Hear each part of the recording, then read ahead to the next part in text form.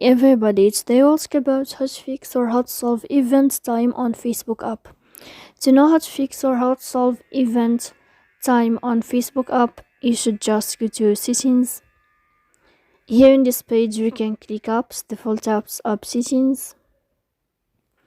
Then this list you will enter to the window or to the app of Facebook and you can click here to enter to this app.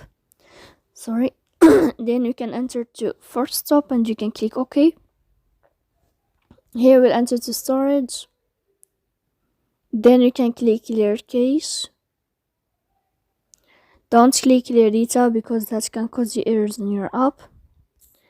And in the end of all these steps, you can turn off your phone and you can wait a moment to turn on your phone again.